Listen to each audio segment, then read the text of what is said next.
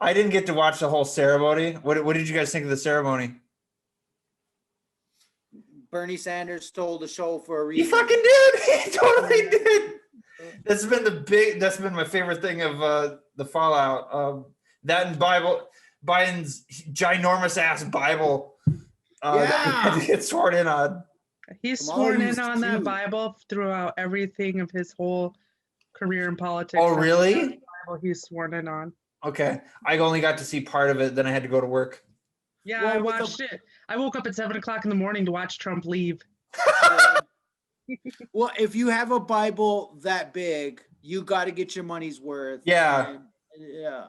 I was like, which Bible are we going to use? Well, I have this 700-year-old Bible that we could use. Like, Yeah. Yeah. It was used to slay vampires back in the day, but I think we should use it now. Yeah. Apparently, it's got listed on the inside like every time he's taken an oath for office. So Okay. He's, and then every time he's taken it, yeah, it's kind of cool. what is that, like 30, 36 or 40 years worth of? He's been in politics for. He started when he was 30. He got elected to Congress when he was 30, and he's 79, 78, 79 right now. So that's 40. Like 47 years or something. That's a lot of math. I think it was like 47 years or something. Some around there. But like, damn. I did see the Bernie thing where he's just in there with his mittens. Just Those little mittens. Yeah, I made a couple memes even. Yeah. So I saw yours, Daddy. Yeah. I'm gonna buy this big, like it's gonna be like as big as a poster or whatever. It's gonna come framed of Bernie like that, and then on each side, those prayer candles you can get. Like I'm gonna get one of Dr. Fauci and one of Biden and put it on the side of Bernie. Yeah, with I know what you're talking about. I got that. Make a whole That's got to be shrine, a cardboard altar. cutout. Yeah, cut some of your hair off and put it at the altar. Yes. Piece of used chewing gum. Yeah, It's got to be a cardboard cutout. I got to get that. I got to get my hands. Yeah, to me, like the whole thing just seemed kind of ceremonious and ritualistic. Yeah, I didn't give a shit. Yeah. And what I loved was like Bernie showed up and meant business. Like, you know what I mean? Like didn't even bother putting on like an expensive hand tailor-made suit or nothing. Just showed up like, let's do this and let's get to work. Like I'm gonna go to Joe's thing here. Like, yeah. I guess my favorite part of the day was Donald Trump leaving office, but having the first woman vice president, that is historically significant, and I do like that. I'm not the biggest Kamala Harris fan, but that is definitely historically significant and meaningful. Yeah, I'm not like I think people lose how historic it is until you look at it all. Like I seen somebody made a meme of vice presidents from the beginning of time until now, and it's just white man, white man, white man, white man, and then all of a sudden at the end it gets a black woman. And so looking at it from that lens, it's really historic. Yeah. Yeah. I guess I don't want to say my gripe with it, because I don't really have a gripe with Kamala Harris being vice president, other than she's not as progressive as I'd like.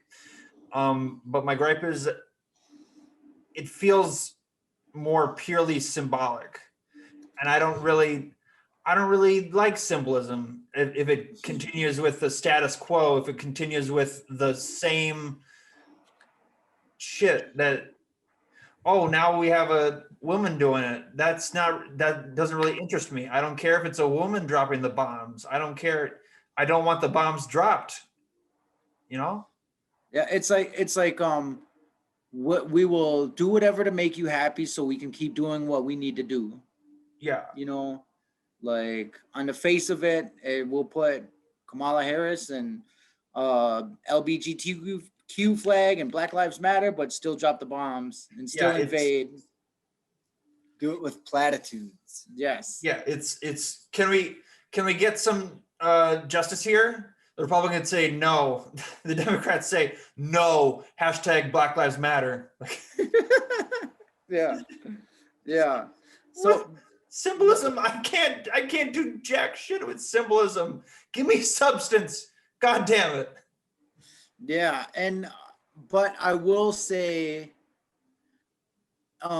being deprived of minorities and people of color for so long in power, in office, it does feel a little bit better to see a diverse cabinet Yeah. and administration and full sentences at, it's not like a war room in the press release box. Like so that is that it's different, but I think they want quiet so they can keep doing the undermining, bombing, and it's just, yeah. Crystal, what did you think of having the first woman vice president? I think it's I think it's been a long time coming. I think it makes I think I do agree that I think it may have been more more symbolic or whatever, but I can appreciate what it stands for as far as the future generations of women to come. Exactly. Yeah, I seen little girls watching their TV as she was getting swore in, like, and that meant a lot to see, like, and I seen all these glass ceilings memes, and it was, yeah. Yeah, 2008 wasn't very long ago, but I remember it was a legit question whether or not a black person could be elected president. We didn't know. And that was like one of the main things used against Obama when he was running, was like, well, he's black and this country kind of has problems with black people. Do we really want to nominate him? And we're like, yeah, I want to nominate him over Clinton. Like, Yeah. So one thing that surprised me the most was that Garth Brooks performed.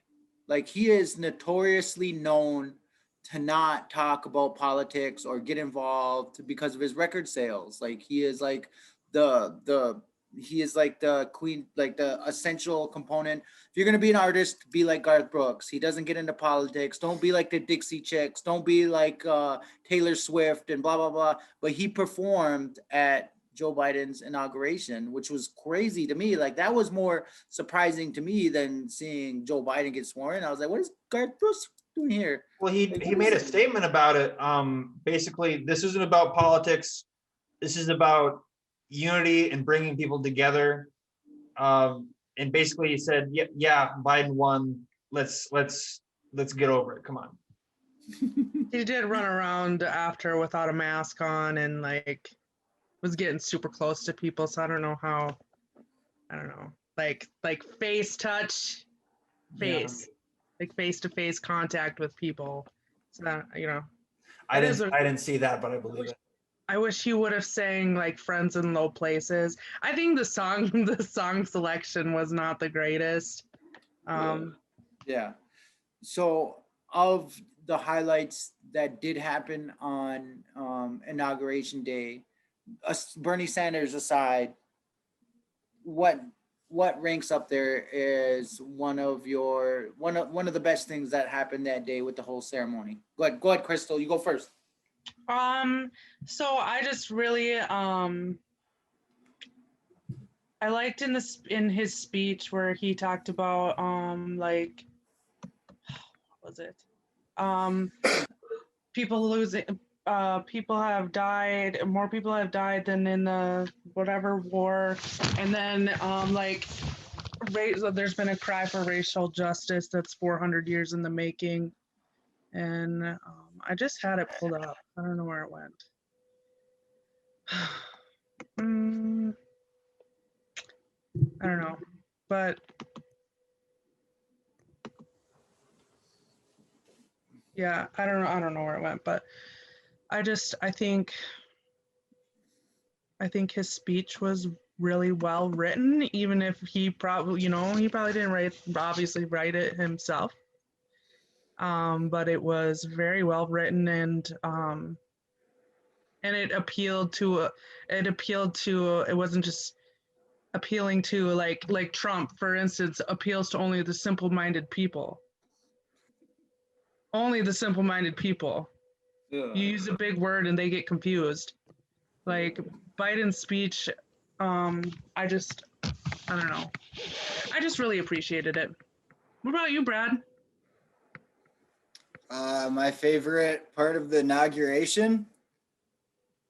Well, my least favorite part of that day, I believe it took place on inauguration day before Trump left office, was that he felt it necessary to execute two people on death row within hours of him leaving office. I don't know. I just see that as a sick display of power, and like trying to leave some sort of fucked up trademark or something. Like, I don't know, it's just appalling to me. And to just like save it for like your like last day as you're leaving the office. Yeah, that was pretty messed up. Well, I gotta go, but first, Yeah. Back to the question of was my favorite part of inauguration. Probably Kamala getting sworn in. Having the first female vice president is definitely significant moving forward. Yeah. What would you say was the worst? Joe Biden getting sworn in. Yeah. I'm not a fan.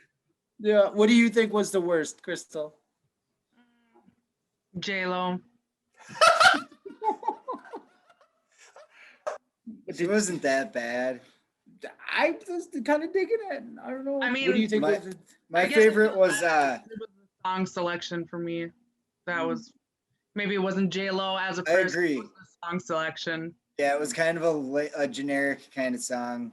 How much can you really do with it? I can't remember what song it was off the top of my head even, but my favorite was that Amanda Gorman, that poem that she recited. That was just off the charts. That was like just brilliant and eloquent.